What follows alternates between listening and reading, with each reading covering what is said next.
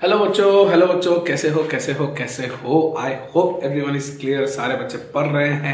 आशा रख रहा हूँ कि सारे बच्चे डिटेल्स में भी समर वेकेशन का बेस्ट यूटिलाइज कर रहे हैं और ये इससे ज़्यादा हम लोग को क्या ही चाहिए। ठीक है, तो आज हम लोग बच्चों आगे बढ़ते हैं। हम लोग का नेक्स्ट लेक्चर, आज के लेक्चर बहुत ही इंपॉर्टेंट है। ये आज मैं तो हमेशा ही बोलता रहता हूँ, हर लेक्चर बहुत इंपॉर्टेंट होती है। यहाँ पर पहली हम वो पॉइंट आज पढ़ने जा रहे हैं वो है गैस आयन हाफ सेल। जैसे गैस के साथ आयन हाफ सेल में कैसे काम करेंगे। नेक्स्ट इस SHE, शी मतलब मैं लड़कियों के बारे में खाली बात नहीं कर रहा हूँ बेटा, इसमें ही भी होती है, मतलब हाइड्रोजन इलेक्ट्रोड। SHE का फुल फॉर्म होगा स्टैंडर्ड हाइड्रोजन इलेक्ट्रोड, और उसी के बेस पे हम लोग कुछ न्यूमेरिकल्स करेंगे on gaseous and ion half cell. तो वीडियो को अंत तक देखिए ताकि आपको पूरा क्लियर हो जाए ये चैप्टर, ये टॉपिक, एंड होप करते हैं कि आप ज्यादा से ज्यादा मार्क्स करने के लिए या सिलेक्शन करने के लिए ज्यादा से ज्यादा पढ़ें। ठीक है, तो समय ना वेस्ट करते हुए हम लोग स्टार्ट करते हैं बच्चों। तो पहला पॉइंट है स्टैंडर्ड हाइड्रोजन इलेक्ट्रोड। ये स्टैंडर्ड हाइड्रोजन इलेक्ट्रोड क्या होता है, तो हम लोग कुछ बोलने से पहला कुछ वर्ड्स को तोड़ फोड़ लेते हैं। ठीक है बच्चों, तो standard hydrogen electrode, whenever you are using this particular category, आपको कुछ चीजें बहुत ध्यान में रखना है। एक तो स्टैंडर्ड वर्ड, एक हाइड्रोजन, एक इलेक्ट्रोड। इलेक्ट्रोड मतलब ऑब्वियसली एक रॉड होगा, और ये rod is dipped into a solution. Rod is dipped into a solution.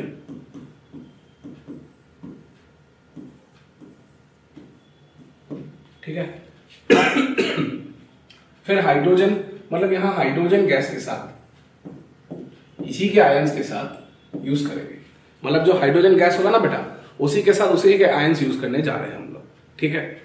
और नेक्स्ट है स्टैंडर्ड कंडीशंस, मतलब यहां पर concentration of the ions must be equals to 1 molar, और जो गैस का प्रेशर होगा, जो गैस के प्रेशर होंगे बच्चों, वो गैस के प्रेशर कुछ और नहीं 1 atm या टेक्निकली 1 बार यूज कर सकते हैं। तो ये भी थोड़ा ध्यान देने वाला बात होगा। तो जब भी हम लोग स्टैंडर्ड हाइड्रोजन गैस इलेक्ट्रोड, अभी उसके ऊपर फिगर के ऊपर डिस्कस भी करने जा रहे हैं बच्चों, एकदम टेंशन ना लीजिए। तो ये जो हम लोग स्टैंडर्ड हाइड्रोजन गैस इलेक्ट्रोड बोलते हैं, ये कुछ और नहीं है, एक गैस है, हाइड्रोजन गैस, उसी के साथ उसी के आयंस के साथ सोल्यूशन में डिपोर दिया जाता है। बट वी ऑल नो कि नीचे तो सोल्यूशन है, करेक्ट बच्चा, नीचे तो सोल्यूशन है एक एक्वस आयंस का, ऊपर आपका हाइड्रोजन गैस है। तो ये हाइड्रोजन गैस और ये सोल्यूशन के साथ रिएक्ट करना बहुत मुश्किल है। क्यों बेटा, थोड़ा ध्यान से सोचो। अगर हाइड्रोजन गैस है वो तो ऊपर जाने के लिए कोशिश करेगा, gases always have a tendency to go up, लेकिन नीचे क्या है, आपका सोल्यूशन आ गया है, एक्वस आयंस आ चुके हैं। तो वो एक्वस आयंस जो आएंगे बच्चों, वो तो आपके एक्वस फेज में सोल्यूशन आयंस बना रहे हैं, उस पॉइंट पे बहुत ज्यादा डिटेल्स में बना रहे हैं। तो इस पॉइंट पे हम लोग को एक तकलीफ होना लगता है कि सर एक चीज ऊपर जा रहा है, दूसरा चीज सोल्यूशन नीचे है, तो वो कैसा होगा इस पॉइंट पे। तो ये थोड़ी दिक्कत हो जाती है बेटा। इसको थोड़ा क्लैरिफाई करने के लिए या थोड़ा समझने के लिए हम लोग एक चीज यूज करते हैं, that is a platinum wire. So what happens here is the basic idea of this particular electrode is a gas, preferably hydrogen, is saturated on a platinum block, and then dipped into ions of its own solution, and dipped into ions of the same gaseous pattern।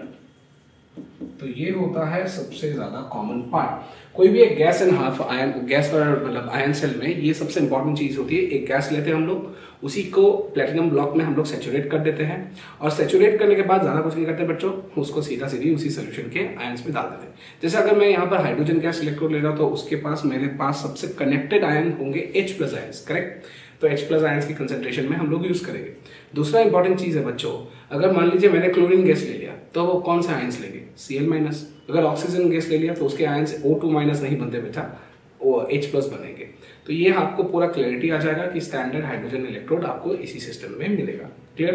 तो इसका standard बताते हैं क्यों है, इसके हिसाब से भी हम लोग भी डिस्कस करने जा रहे हैं। इसका फिगर वगैरह थोड़ा हम लोग देख लेते हैं। I hope the definition is clear. So ये है आपका फिगर ऑफ SHE। ठीक है, ये आपकी स्टैंडर्ड हाइड्रोजन गैस इलेक्ट्रोड दिखने में कुछ ऐसे ही लगते हैं। ठीक है, तो यहाँ पर ध्यान से देखिए क्या क्या है। यहाँ देखिए ध्यान से, मैंने क्या लिखा है, हाइड्रोजन गैस। तो एक तरफ से हाइड्रोजन गैस को पंप किया जाता है। तो हाइड्रोजन गैस तो ऊपर नॉर्मली जाने के लिए कोशिश करेगा, लेकिन इसको खींच के कौन लेके आता है? Someone will be pulling. And कौन पुल करता है? नीचे ये ब्लू कलर जो ब्लॉक मैंने ड्रॉ किया है, ये प्लेटिनम ब्लॉक है बेटा। ये कौन सा ब्लॉक हो गया आपका? Platinum block. और ये प्लेटिनम का एक बहुत बड़ा कैपेसिटी है। मैं बार बार बोल रहा हूँ, बहुत सारा चीज़ आप बेसिक्स में ध्यान दें बच्चों। तो ये प्लेटिनम ब्लॉक जो है ये यूज करते हैं, it is used because it has high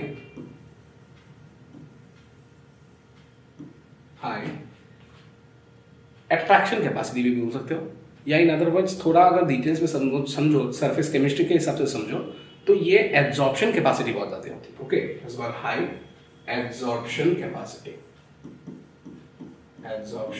capacity. तो क्योंकि प्लेटिनम के पास हाई एब्जॉर्प्शन कैपेसिटी होती है बेटा, इसी रीजन के चलते हम लोग प्लेटिनम ब्लॉक्स यूज करते हैं। यह वायर भी जो बेसिकली यूज किया जाता है, ये जो वायर यूज कर रहे हैं ये भी प्लेटिनम वायर है। अब दोनों का फंक्शन अलग है बेटा, ये ध्यान में रखें।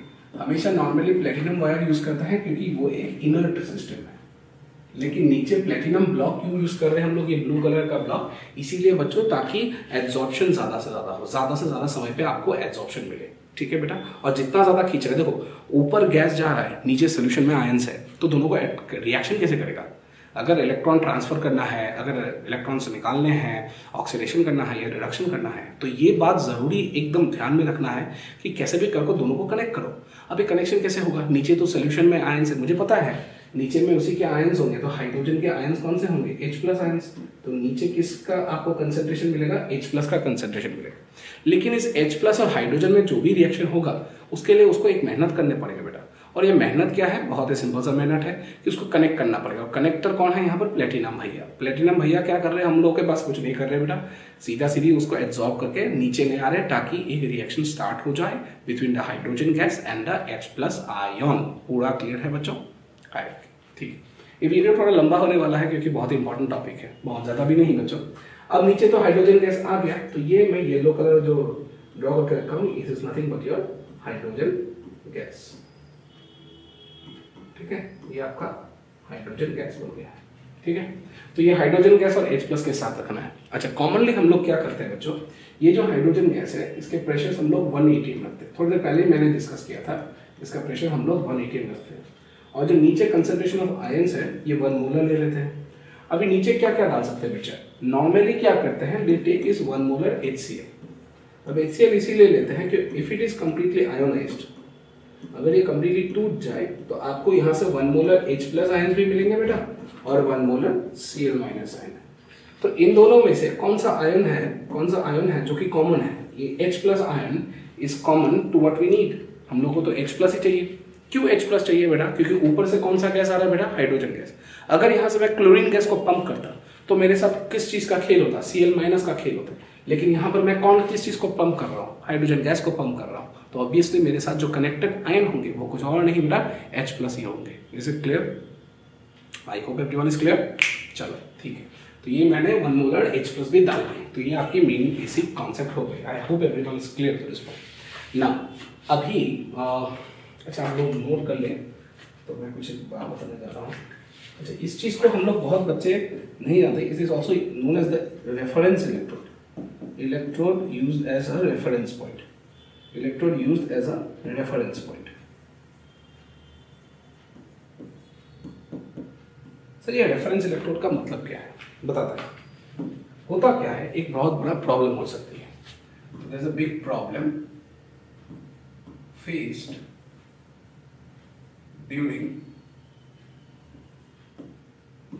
calculation of EMF, calculation of EP of a single electrode, ये सबसे बड़ा प्रॉब्लम होता है। एक बहुत बड़ा प्रॉब्लम जो अभी डिस्कस करने जा रहे हैं, ये बहुत टीचर्स लोग नहीं बताते, मैं बताने जा रहा हूँ। तो होता क्या है, देखिए कंसेप्शन आप बहुत जबरदस्त रखे बेटा। कुछ भी करके आपको सिलेक्शंस के लिए सब कुछ पढ़ना है, अच्छे से पढ़ना है, डिटेल से पढ़ना है। तो what happens is that what is the biggest problem that is found while you are using the calculation of an electrode potential of a single electrode. जैसे मान लिया मैंने एक बीकर ले ली बेटा, और इसी बीकर में मैंने जिंक को डाल दी। ठीक है, अब मेरा पॉइंट है, आप यहाँ से डायरेक्ट अकेले रेफरेंस के साथ क्यों यूज करते हैं? Why are you using hydrogen gas electrode या कोई भी एक हम लोग रेफरेंस इलेक्ट्रोड को क्यों में यूज करते हैं? ताकि हमको टोटल किसी दूसरे का एलिमेंट का निकालना हो। पॉइंट ये है बेटा कि यहाँ पर जो इलेक्ट्रोड होंगे, मान लीजिए ये जिंक इलेक्ट्रॉन है, तो जिंक तो अपना रिएक्शन शुरू ही कर देगा ना। ये शुरू होने के बाद क्या करेगा? Zinc 2++2 electrons. थोड़ी देर बाद यहाँ पर क्या आ जाएंगे? Aqueous ions. तो यहाँ पर आहिस्ता आहिस्ता थोड़ी देर बाद इसका शेप कैसा बिगड़ने लगता था, याद है हम लोग ने पढ़ा था इस चीज़ को। अच्छा, अगर शेप बिगड़ने लग गया तो वो तो अलग चीज़ है, लेकिन इसके ऊपर और एक कंसेप्चुअल पॉइंट है, बताता हूँ ध्यान से। तो इसके बाद थोड़ी देर बाद what will happen, the shape starts deteriorating, और इसके बाद क्या होता था, यहाँ जिंक 2+ हो जाती थी, याद है? यहाँ पर जिंक 2+ के कंसेंट्रेशन बहुत ज़्यादा है। अगर आप याद करो पुराने वीडियोस को बहुत ध्यान से देखना बेटा, सब चीज़ वहाँ पे लिख के रखा है मैंने, सब कुछ मतलब सब कुछ। और यहाँ पर इलेक्ट्रॉन्स हो जाते थे, ये इलेक्ट्रॉन जा नहीं पाते थे, करेक्ट। अब होता क्या है, इन चार्जेस के लिए there is an equilibrium established, and इस इक्विलिब्रियम एस्टैब्लिश होने के कारण it is very difficult to calculate the electrode potential of a single electrode. अकेले एक एलिमेंट का इलेक्ट्रोड पोटेंशियल निकालना बहुत मुश्किल है। इसका रीजन क्यों? सिंपल चीज है बेटा, अगर आप एक ही एलिमेंट को डालें, एक रॉड को डालें, उसी के सॉल्यूशंस में डालें, फिर भी हम लोग नहीं कैलकुलेट कर पाएंगे, क्योंकि यहाँ पर एक डिस्टर्बेंस क्रिएट होता है। ये डिस्टर्बेंस इंसान कौन है? इक्विलिब्रियम है। ये क्यों क्रिएट हुआ? क्योंकि एक ही के सिस्टम पे आपके यहाँ पर चार्ज की एडहेरेंस हो जाती है। तो this reason is basic reason why hydrogen is used as a reference electrode, and इसी के कारण हम लोग इसका बहुत ज्यादा यूज करेंगे, ठीक है। And hydrogen is reference electrode के जैसे हम लोग यूज करेंगे इसको, रेफरेंस इलेक्ट्रोड के जैसे यूज करेंगे। और इसका सबसे ज्यादा इंपॉर्टेंस क्या है कि ये जो रेफरेंस इलेक्ट्रोड है बेटा, इसके जो ऑक्सीडेशन पोटेंशियल होंगे, इसकी भी वैल्यू 0 वोल्ट लेंगे हम लोग, E0 ले लेते हैं, ठीक है बच्चों। और इसकी जो रिडक्शन वोल्टेज होगी, इसकी रिडक्शन वोल्टेज भी ऑटोमेटिकली तो 0 ही वोल्टेज होगा। अब बहुत बच्चे पूछते हैं सर 0 क्यों? बेटा ये मैं नहीं बता सकता, क्योंकि IUPAC ने ये एक एजम्पशन ले लिया है कि हाइड्रोजन का हम लोग 0 मान लेते हैं, उसके तुलना में बाकी जो एलिमेंट्स आएंगे उसके वैल्यूज हम लोग कैलकुलेट करते जाएंगे, ठीक है।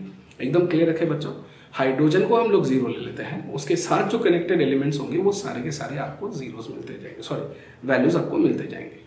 तो ये एकदम क्लियर रखना है, hydrogen gas electrode by default 0 है या नहीं ये कोई नहीं बता सकता। देखो ये बात तो सत्य नहीं है, मुझे नहीं लगता, I don't know how many of you think whenever there is an electron transfer there has to be some voltage difference. तो कुछ तो अच्छा बहुत कम हो सकता है, लेकिन 0 तो नहीं हो सकती। तो इसी रीजन के लिए हाइड्रोजन को मान लिया है 0, उसके तुलना पे बाकी एलिमेंट्स के या बाकी सिस्टम्स के रिडक्शन पोटेंशियल या ऑक्सीडेशन पोटेंशियल्स निकाले गए हैं। तो हमारा प्रॉब्लम ये सॉल्व हो चुका है कि हाइड्रोजन को क्यों रेफरेंस इलेक्ट्रोड यूज करते हैं। नहीं तो अगर एक ही मेटल के उसके सोल्यूशन में डुबाने के बाद अगर आप निकालने जाए तो आपको बहुत ज़्यादा दिक्कत होगा। क्यों? There will be an equilibrium established which will stop further creation of electrode potential. Is it clear students? I hope पूरा क्लियर है। ये पॉइंट लिख लीजिए बच्चों, आराम से लिखिए, बहुत ही वीडियो को हमेशा स्पीड से ना करें, चीज़ों को बहुत डिटेल से रखें, पूरा क्लियर रखें अपने कंसेप्शन को अंत तक।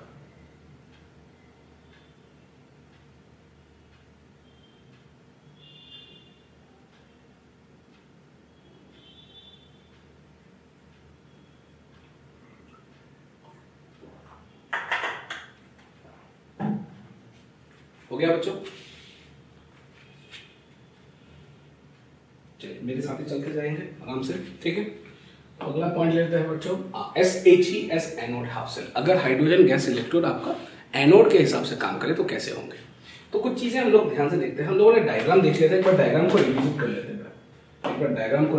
लेते हैं। डायग्राम में क्या था बच्चों? हाइड्रोजन गैस था, नीचे आयंस थे H+ के, और यहाँ पर वो ये तो हाइड्रोजन गैस ही है, ये चिपक गया था, ये नीचे आके चिपक गया था, ठीक है।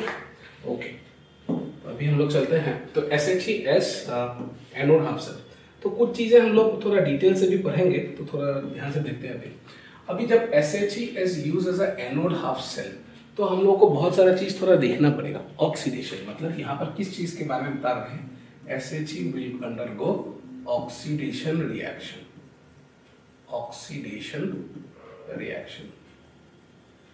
So this is going to undergo oxidation reaction.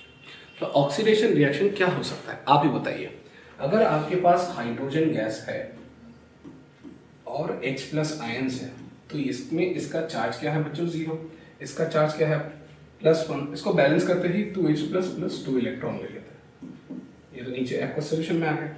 तो ये होगा आपका अगर SHE एनोड के हिसाब से काम करे तो definitely this will behave as this particular reaction. Hydrogen gas अपने H+ आयंस तक कन्वर्ट होने के लिए शुरू हो जाएगा। ये सारे बच्चे क्लियर है? अच्छा, अगर हाइड्रोजन गैस ने कन्वर्ट करना शुरू किया है तो मैंने थोड़ी देर पहले मान ली थी बेटा कि नॉट की इसकी वैल्यू H2 से H+। ध्यान से देखो हाँ बेटा बच्चों, अगर आप पूछेंगे फिर सर 2 क्यों नहीं लिखा, बेटा ये सब छोटे छोटे चीज मत पूछना, क्योंकि मैं बार बार बोल चुका हूँ कि अगर आप एक रिएक्शन को मल्टीप्लाई भी करो या कुछ भी करो, it is an intensive property. E cell and E naught cells are intensive properties, they do not change. ठीक है, तो इसकी वैल्यू मैंने क्या ले ली थी बेटा 0 वोल्ट ले ली थी, याद है शायद। तो इसका पॉइंट एनोड हाफ सेल के हिसाब से ये ऐसा होगा। ये रिएक्शन एक्सपेक्टेड रिएक्शन आपको हाइड्रोजन गैस से H+ तक जाने वाले हैं। Is it clear? सारे बच्चे क्लियर हैं? ओके बेटा, तो हम लोगों ने इसकी ऑक्सीडेशन पोटेंशियल ओपी याद है ना, ओपी ऑक्सीडेशन पोटेंशियल, इसकी वैल्यू हम लोगों ने क्या ले ली 0 वोल्ट ले ली। पूरा पक्का क्लियर है? चलो, अगर ये ले ली तो इसके रिप्रेजेंटेशंस कैसे आएंगे, इसके रिप्रेजेंटेशंस कैसे आएंगे? Representation of anode half cell.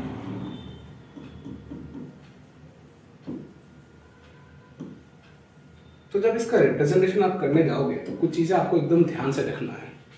आपको पता है कि ये हाइड्रोजन गैस से कहां तक जा रहा है H+, वो भी इसका एक्वस सॉल्यूशन। लेकिन ये हाइड्रोजन गैस को किस बंदे ने खींचा, किसके साथ, किस ब्लॉक के साथ कनेक्टेड? प्लेटिनम। इसीलिए इसके आगे प्लेटिनम या ब्रैकेट में सॉलिड लिखते हैं। Obviously the platinum used as the solid, ये एक ब्लॉक यूज किया था बेटा।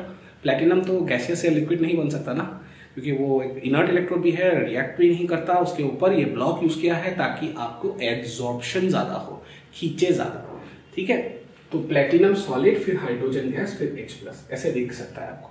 ठीक है, इसके अलावा इसका एक और मेथड ऑफ रिप्रेजेंटेशन है।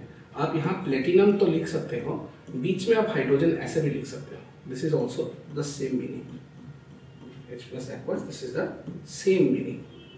ठीक है, तो या तो प्लेटिनम हाइड्रोजन गैस और H+ लिखना शुरू करो, नहीं तो प्लेटिनम हाइड्रोजन को ब्रैकेट में रख के H+ लिख सकते हो, कोई भी लिख सकते हो, कोई आपत्तिजनक बात नहीं है। I hope everyone is clear with the representation of the cell in terms of anode for a hydrogen gas. Clear है बच्चों? तो मेरे साथ ही लिख लीजिए आराम से।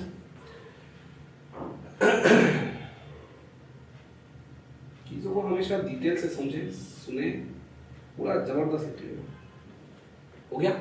अभी इसका एक काम करता है, मैं इसका नर्न्स इक्वेशन भी डिराइव कर लेता हूँ। ठीक है बच्चों, हो गया है सपोज? ओके, तो इसी का भी हम लोग एक नर्न्स इक्वेशन कर लें। So Nernst equation for SHE anode half cell. ठीक है, तो अभी इसका SHE का एनोड हाफ सेल हम लोग अभी यूज कर रहे हैं, नर्न्स इक्वेशन यूज कर रहे हैं for the SHE anode half cell. ठीक है बच्चों, तो चलिए अभी हम लोग का रिएक्शन क्या था, हाइड्रोजन गैस से ये कहां तक पहुंच रहा था बच्चों 2H+ + 2 इलेक्ट्रॉन्स। ये ना भूलें कि इसके एक एक्वस आयंस भी होंगे। ठीक है, तो यहाँ जो ई सेल है हम लोग उसको कैसे लिखते थे? ई सेल तो नहीं लिख सकते बेटा, क्योंकि कंप्लीट सेल नहीं है, ये हाफ सेल है।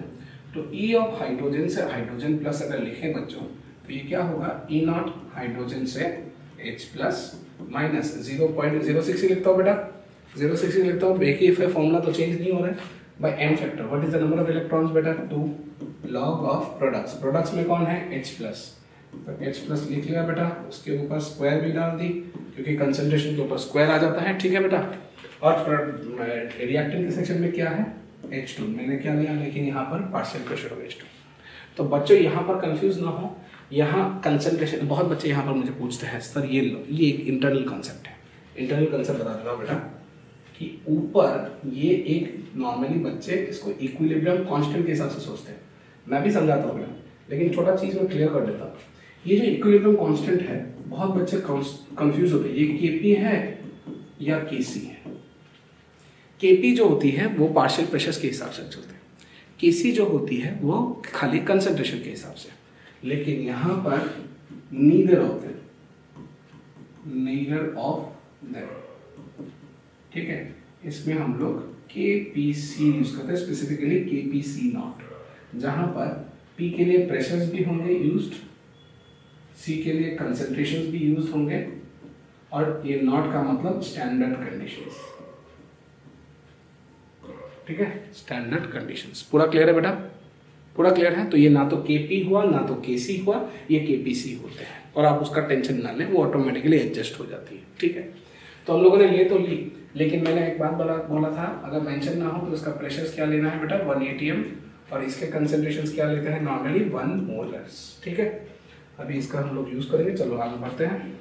अच्छा, स्टैंडर्ड की वैल्यू कितनी है, 0 माइनस 0.06/2 लॉग ऑफ, नीचे तो 1, ऊपर H प्लस का ऊपर स्क्वायर आ चुका है, ये स्क्वायर फ्रंट में आते ही minus 0.06 into log of H plus आ गया। चलो अच्छा, क्या इस चीज को मैं 0.06 into minus log of H plus ऐसे लिख सकता हूँ बेटा? सोच विचार के बताइए मुझे क्या मैंने सही लिखा है। 0.06 into minus log of H plus लिख सकते हैं, अवश्य लिख सकते हैं। तो ये क्या हो गया, इस चीज को हम लोग क्या बोलते हैं, pH। तो 0.06 into pH for which one, the anode. So oxidation potential of the hydrogen gas electrode H2 से H plus is nothing but 0.06 into pH of the anode, 0.06 into pH of the anode। बच्चों एकदम इस formula को याद रखना है any time, क्योंकि आपको इसी के ऊपर पेपर्स में पूछेंगे भी, और एनसीईआरटी में भी 2-3 क्वेश्चन है, ठीक है। तो I hope everyone is clear. चलिए लिख लीजिए बच्चों, इसके साथ नोट कर लीजिए आराम से, बहुत ही जबरदस्त तरीके से अपन को क्लियर करना है।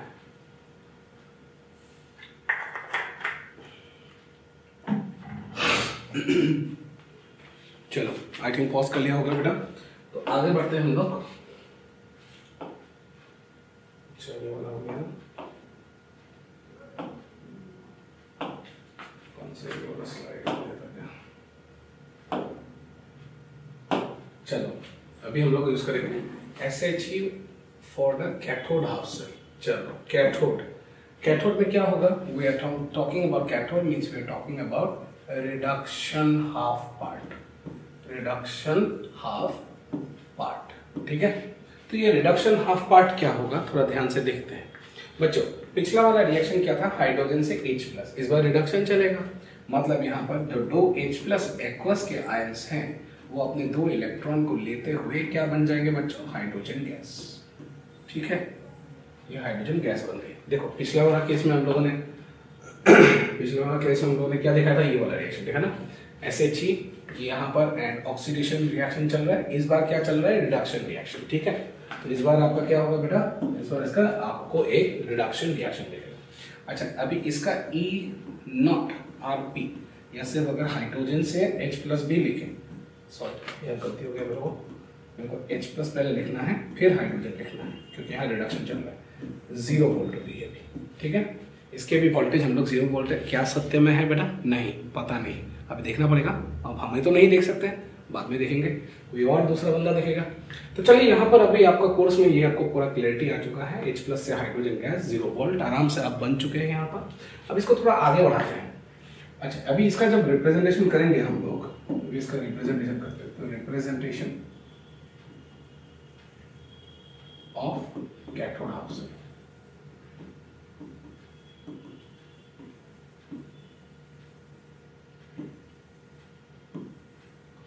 Representation of cathode half cell. तो कैथोड फिर हाफ फिर सेल, ठीक है। इसका रिप्रेजेंटेशन उल्टा हो जाएगा, जैसे यहाँ पर H प्लस से आएंगे H2 तक in the presence of platinum, या ऐसे भी लिख सकते हो प्लेटिनम सॉलिड। यहाँ आपको याद है कि ये गैस है, ये आपका एक्वस आयंस होंगे। तो this is your representation of your cathode half टुकड़ा, ठीक है। This is the representation of your cathode of टुकड़ा। कोई बच्चा ऐसा भी लिख सकता है, नहीं तो इसके अलावा बच्चे क्या लिख सकते हैं बच्चों, H प्लस एक्वस फॉर्म, इसका कंसेंट्रेशन भी दिया जा सकता है प्लेटिनम के भीतर हाइड्रोजन गैस, ठीक है। ऐसे भी आप रिप्रेजेंट कर सकते हो। क्या सारे बच्चों का क्लियर है? आई होप पूरा क्लियर हो रहा है, क्योंकि देखो ये सब चीजें आपको बेसिक्स में बहुत जानना चाहिए। जब आपके बेसिक्स बहुत क्लियर होते हैं तो आपको बाद में रिएक्शन में भी जब क्वेश्चन उठाऊंगा ना, बहुत डेंजर क्वेश्चन उठाता हूँ, लेकिन बहुत सिंपल तरीके से समझाता हूँ, तो इस पॉइंट पे बहुत ज़्यादा आपको प्रैक्टिस करनी पड़ेगी, ठीक है।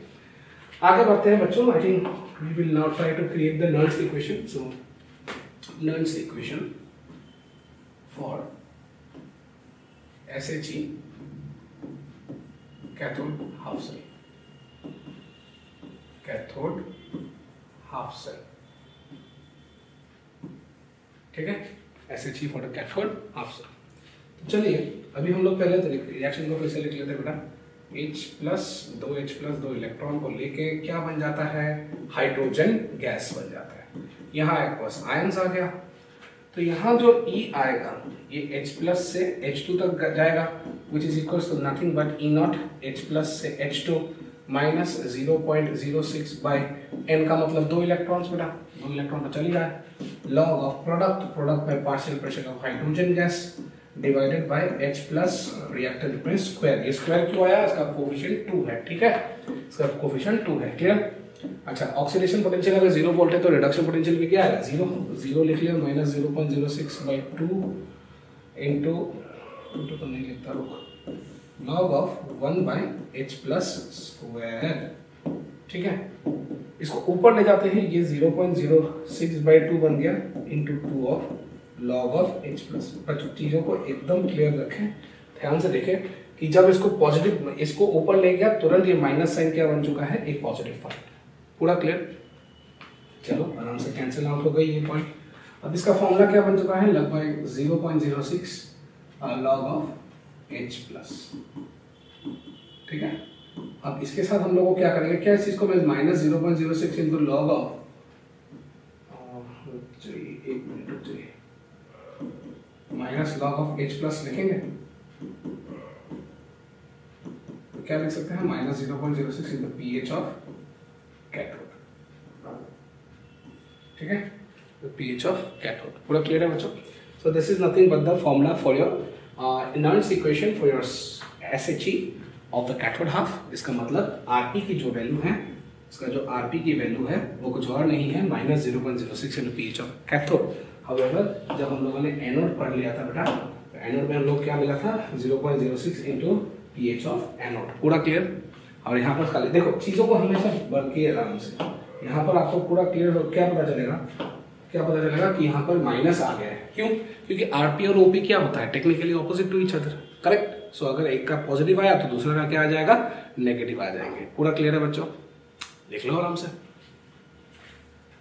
मैंने बार बार बोला है, चीज़ों को हमेशा अंत तक, डिटेल्स तक पढ़िए, पूरा क्लियर से कंसेप्शन रेडी रखिए, आप जबरदस्त आगे बढ़ पाएंगे बेटा, टेंशन ना लीजिए, ठीक है।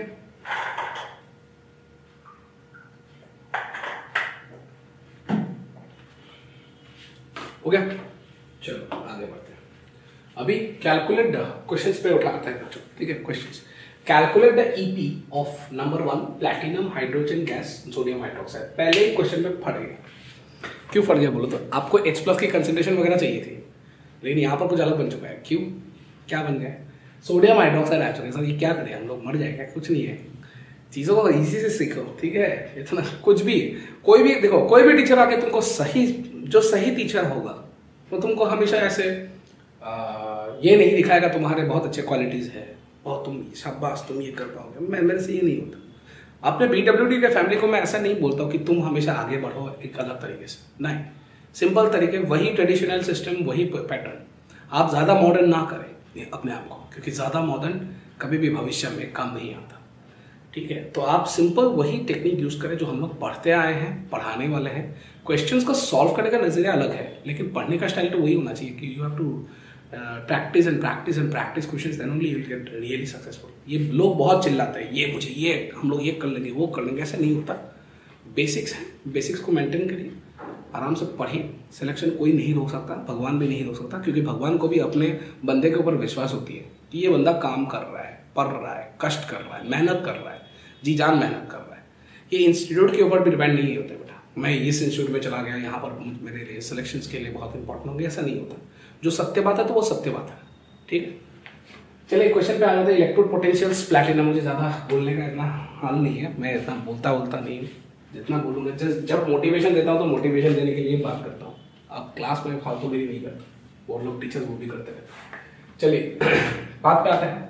प्लेटिनम और हाइड्रोजन तो समझ में आया सर, सोडियम हाइड्रोक्साइड क्या करें, इसकी कंसंट्रेशन भी दिया है फर्स्ट से, आप टेंशन ना लो, सिंपल से यूज करो। आप ध्यान से देखो इसमें दिया क्या गया है, सोडियम हाइड्रोक्साइड की 10⁻⁻² मोलर की कंसंट्रेशन, ठीक है। बंदा यहाँ पर फंस चुका है, टेंशन मत लो, हम लोग निकालेंगे। पहला बात, अगर EP है, मान लीजिए ये OP दिया गया है, तो let's understand, let us assume, मैं सिचुएशन क्रिएट कर रहा हूँ, ठीक है। आपको कैसे पता चलेगा बेटा, आपको बोल देगा या तो ये OP बोलेगा या RP बोलेगा, मैं assumption लेके चल रहा हूँ कि OP चल रहा है, ठीक है। So let us assume OP is needed to be calculated, ठीक है। अगर OP कैलकुलेट करें तो OP का तो फॉर्मूला बहुत ही इजी है, इट्स नथिंग बट ये hydrogen two H plus, correct, which is nothing but 0.06 into pH for what, anode. चलो सही है। तो अगर ये एनोड के हिसाब से दिया भी गया है तो चीजों को ध्यान से देखेंगे कुछ पॉइंट पे। अच्छा, बहुत बच्चे मुझे पूछेंगे सर आपने OP की दिमाग में अगर क्लियर नहीं है तो कुछ चीजें एकदम लिख के बता सकते। देखो ये हाइड्रोजन से अपने आयंस तक जा रहा है, मतलब ये OP ही होगा, this is nothing but OP। फिर भी मैं एग्जाम्पल लेके दिखा रहा हूँ, but if you check representations को ध्यान से खोल के देखते हैं। अगर आपको थोड़ा भी डाउट है तो रिप्रेजेंटेशंस खोल के देखो बेटा, मैं ऐसे ही नहीं पढ़ा था चीजों को, ठीक है, मैं चीजों को ऐसे ही नहीं पढ़ा था। तो यहाँ पर देखो क्या था, पहले प्लेटिनम था, फिर हाइड्रोजन, फिर H प्लस, एक पैटर्न है एनोड ऑप्शन के लिए, ठीक है।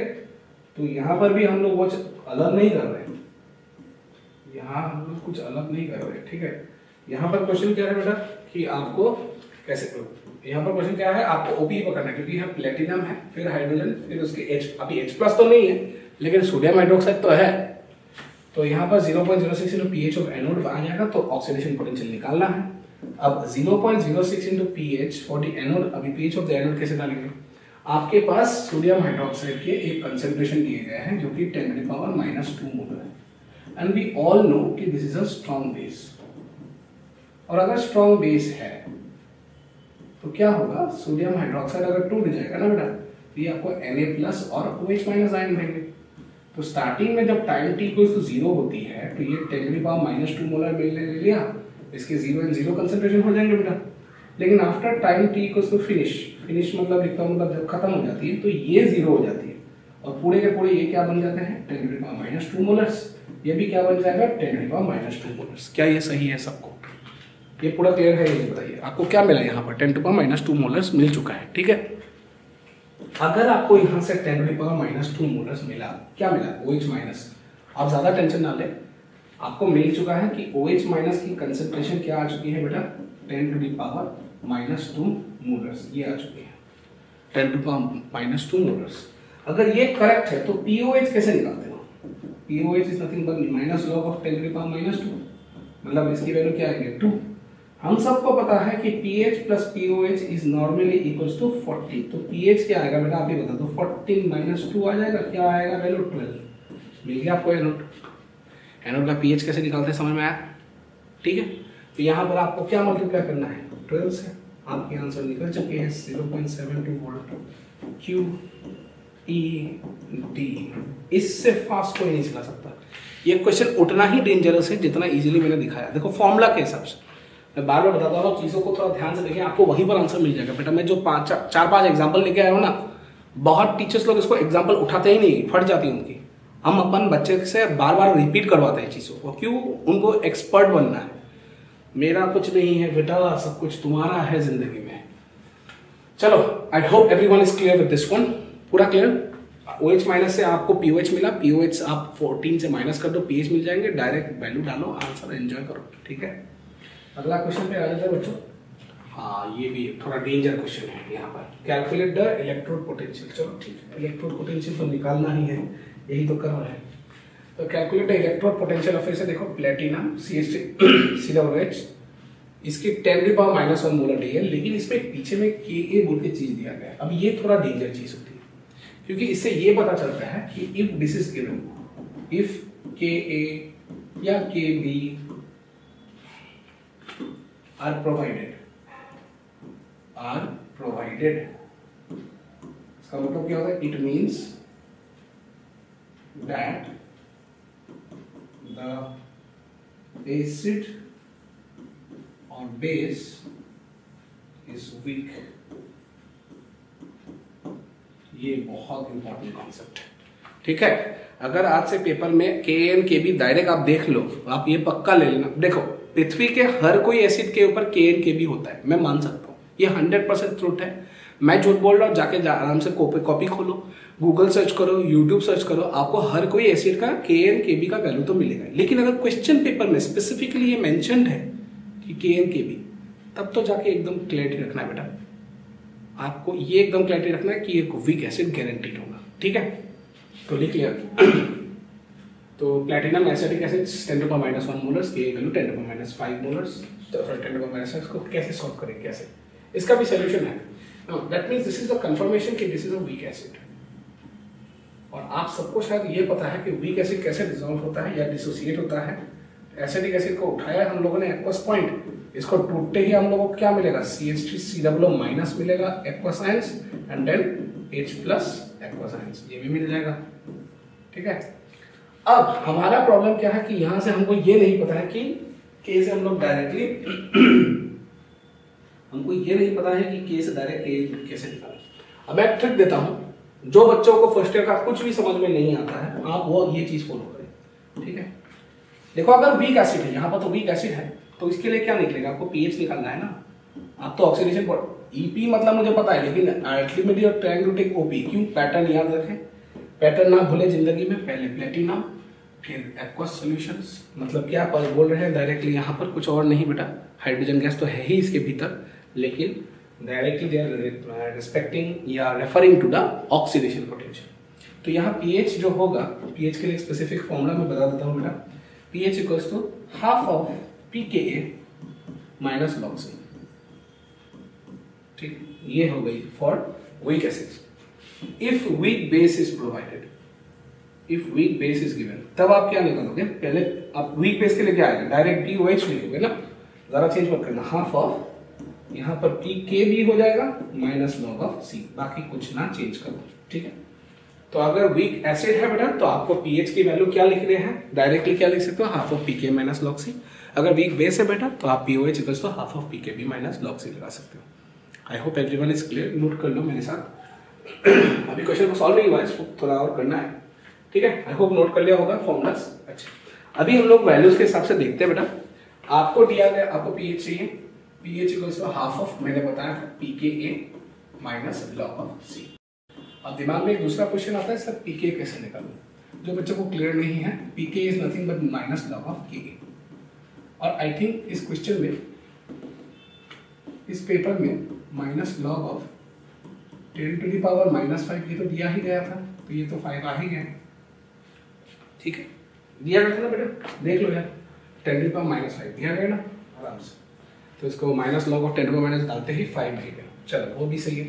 अब लॉग सी भी निकाल लेते हैं, लॉग सी मतलब लॉग ऑफ 10⁻⁻1, तो इसकी वैल्यू क्या आ जाएगी, -1। अब देखो लॉग में आपको प्रैक्टिस बहुत करना है बेटा।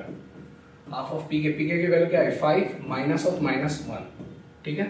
तो यहाँ आ गए हाफ इंटू 6, आपकी पीएच आराम से 3 आ गए हैं। आपको चाहिए था ओपी, मतलब हाइड्रोजन गैस से H+, which is nothing but 0.06 into pH for the anode, और एनोड का पीएच क्या आया बेटा, 0.06 into 3, that is 0.18 वोल्ट। बेटा ये जेई एडवांस का लेवल का क्वेश्चन है, ये जेई एडवांस का लेवल का क्वेश्चन से बेटा फट जाती है बच्चों को, तुम उठा के दिखाओ। बहुत सारी चीजें यहाँ पर क्या चल रहा है, तो इक्विलिब्रियम, इस क्वेश्चन पे इक्विलिब्रियम के साथ डायरेक्ट डाल दिया गया है, इस क्वेश्चन पे इक्विलिब्रियम के साथ डायरेक्ट ही डाल दिया गया है, तो बच्चे बहुत ज्यादा कंफ्यूज हो जाते हैं। पूरा क्लियर है बच्चों,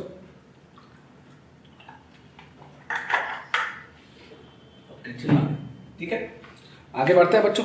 अगर क्लियर है तो बहुत सही है, BWD कमेंट करना अच्छा लगता है यार, आजकल कमेंट भी चलता है यार, कमेंट करने पे चापलूसी नहीं लगती यार। अच्छा सोडियम, अरे वाह ये सही क्वेश्चन है यार। अच्छा बताओ, ये ओपी है या आरपी, ओपी है या आरपी, ये ईपी लिखा गया है, आप इसको ओपी ले लो, ये गलत हो जाएगा बेटा, ये आरपी होगा, क्यों, रिप्रेजेंटेशन, पहले सोल्यूशन के आयंस, फिर प्लेटिनम एंड हाइड्रोजन, मतलब ये आरपी होगा। पिछला बार तक क्या चल रहा था, प्लेटिनम, जब प्लेटिनम पहले आता है ये ऑक्सीडेशन पार्ट, जब प्लेटिनम बाद में आता है रिडक्शन पार्ट खत्म, पूरा क्लियर है। अच्छा चलो 10⁻³ मोलर। चलो ये क्या करती है इसमें, तो सर ना तो H प्लस है ना तो OH माइनस है, क्या करूँ। पहला वाला सर देखो अब तक मैंने नॉर्मल क्वेश्चन दी ही नहीं, पहली वाली मैंने बेस डाल दी, वहां बच्चे फंस जाएंगे, आपको निकाल दिया मैंने, POH से PH निकाल दिया। दूसरा मैं क्या किया, मैंने वीक एसिड डाल दी, वो भी नहीं पड़ता है, फिर भी मैंने उपाय निकाल के दिखाया, PH = ½ of PK - log C। तीसरे सिचुएशन में मैंने अब तक मैंने H प्लस यूज ही नहीं कर रहा हूँ, अब तक एक भी क्वेश्चन आया नहीं है, मैं ऐसे ही क्वेश्चन बना रहा हूँ आपके लिए जो एकदम ट्विस्टिंग होते हैं। अब देखो सोडियम क्लोराइड डाल दिया, 10⁻³ मोलर डाल दी, इसमें तो दिमाग खराब हो जाएगा हर बच्चे का, क्या करें, कुछ मत कर, ज्यादा कुछ नहीं करना। ये पहला बात, ये जो सॉल्ट है इसमें तो आप ही निकलेगा, चलो ठीक है फॉर्मूला लिख लेते हैं, -0.06 × pH ऑफ द कैथोड, करेंगे यही आता है ना। अच्छा मुझे और कुछ नहीं करना, मैं क्या करता हूँ देखो, मैं डायरेक्ट 7 से मल्टीप्लाई कर देता हूँ, मैं -0.2 वोल्ट। सर ऐसा क्यों किया बोलता हूँ, pH ऑफ कैथोड डायरेक्ट 7 कैसे लिख दिया आपने सर, इसीलिए क्योंकि भाई ये सोडियम क्लोराइड है, ये एक न्यूट्रल सॉल्ट है, और न्यूट्रल सॉल्ट्स के हमेशा pH के वैल्यू साथ ही होंगे। ये सुनो, कोई भी चीज जब न्यूट्रल होती थी उसकी pH के वैल्यू हमेशा क्या होता है 7, डाल लो 7 खत्म, और कुछ है नहीं, क्यों इतना टेंशन लेते हो, चलने का फायदा भी क्या है बेटा, आप करोगे क्या आप खुद ही बताओ। कभी भी आप कोई भी क्वेश्चन उठाते हो डायरेक्टली ऐसे प्रॉब्लम हो जाती है, ऐसा मत करना, कभी भी मत करना, आपको सेलेक्ट बार बताता हूँ, ये सिलेक्शन के लिए यूज कर, ठीक है हो गया।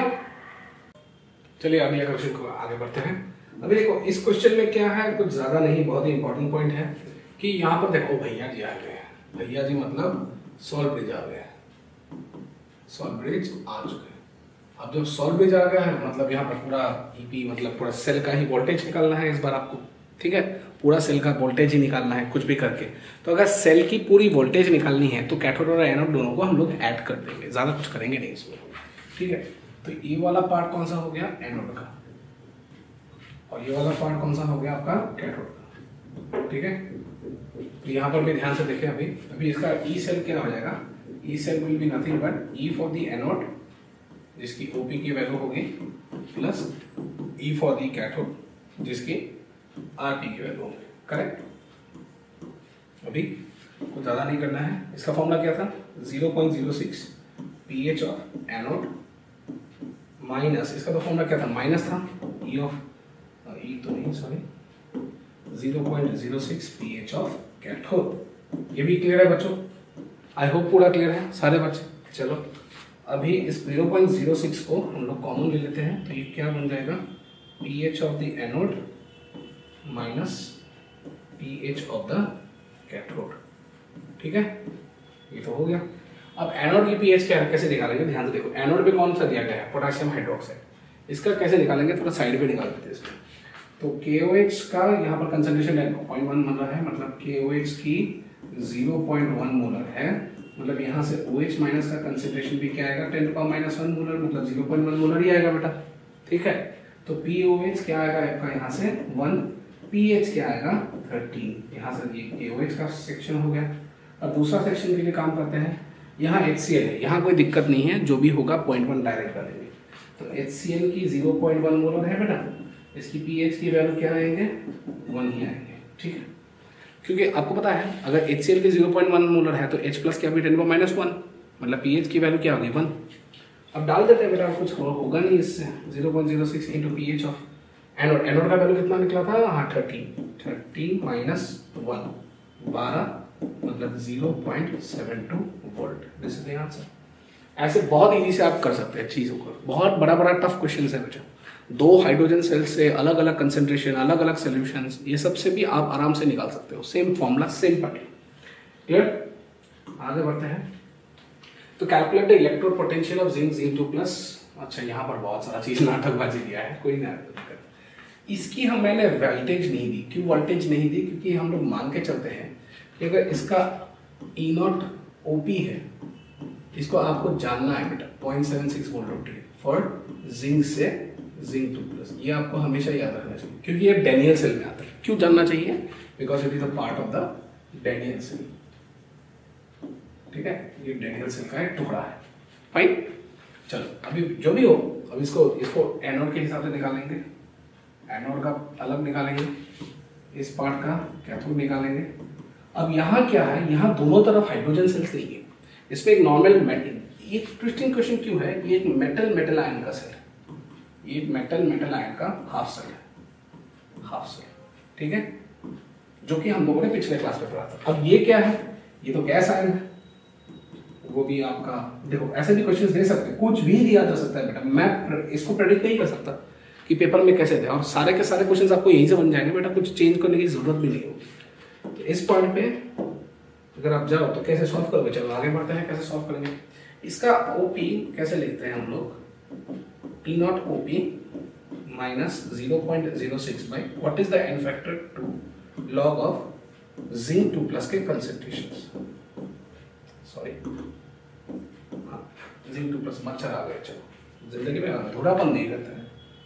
इसकी वो ओपी की वैल्यू 0.76 माइनस 0.03 आ गए, डिवाइड करते हैं, और जिंक 2 प्लस की कंसेंट्रेशन क्या दी गई है 10⁻², डालो आराम से, -2 का मतलब क्या होगा, ये प्लस हो जाएगा, ये 2 आ जाएगी, इसका वैल्यू आपको मिल जाएगा 0.82 वोल्ट। ये प्लस क्यों आया समझ में आया ना, 10⁻² डाल के, और इधर इसका पीएच निकालना पड़ेगा, तो पीएच ऑफ द कैथोड कैसे निकालेंगे, that is minus log of H plus.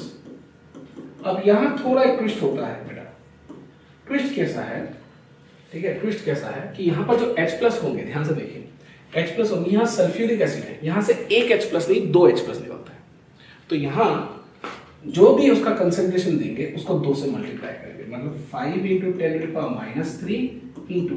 बहुत बच्चे यही प्रैक्टिस करेंगे HCl के साथ, या पेपर्स वगैरह में भी कभी HNO3 देते हैं, मैं सल्फ्यूरिक एसिड से करवाता हूँ, ताकि बच्चों को ये क्लियर रहे कि अगर ऐसा भी हो कि H प्लस 2 निकल रहे तब कैसे सॉल्व करेंगे, तब 2 से मल्टीप्लाई कर दीजिए, आपको आराम से क्या मिल जाएगा बेटा, माइनस लॉग ऑफ 10⁻⁻² आ जाएगा बेटा, इसमें वैल्यू 2 आ जाएंगे, ये आपकी 0 पीएच ऑफ कैथोड हो गई। तो इससे आपको आरपी क्या मिल जाएगा बेटा, minus 0.06 into pH of cathode, आपको 2 मिला, डालो -0.12 वोल्ट मिल गया। तो फाइनल ई सेल कैसे निकलेंगे, एनोड की वोल्टेज कितनी मिली है 0.82, समझ में आ रहा है ना बेटा।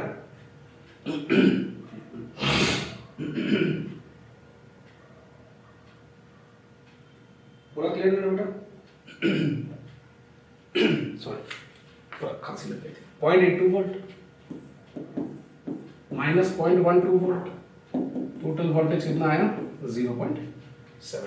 क्लियर क्लियर क्लियर, सारे बच्चे clear, I hope everyone is clear. हाँ बेटा, अब कुछ भी करो, आपको बेसिक्स आपको नहीं छोड़ सकते आप, ठीक है, कुछ भी करो आप बेसिक्स कभी छोड़ ही नहीं सकते। पूरा क्लियर है बच्चों। तो ये थे पूरा क्वेश्चंस एंड पूरे गैस आयन हाफ सेल का डिटेल्स, सारे क्वेश्चंस हार पैटर्न का करवा दिया है मैंने। अब एंजॉय करें, सिलेक्शन के लिए ज़्यादा दूर नहीं है, आपका सिलेक्शन आ रहा है, बहुत दिन से आप पढ़ाई नहीं खत्म कर रहे हो, आपका सिलेक्शन आ रहा है सामने, ठीक है। तो I hope everyone has understood to the last point, video को अंत तक देखा है। अगले वीडियो के लिए आप रेडी रहें, क्योंकि अगला वीडियो रेडॉक्स हाफ सेल्स के ऊपर होगा, और वो भी बहुत इंटरेस्टिंग और बहुत ज़्यादा ही इंपॉर्टेंट भी होती है। तब तक के लिए do not forget to like, share and subscribe. Your Don sir is always here for you. Thank you.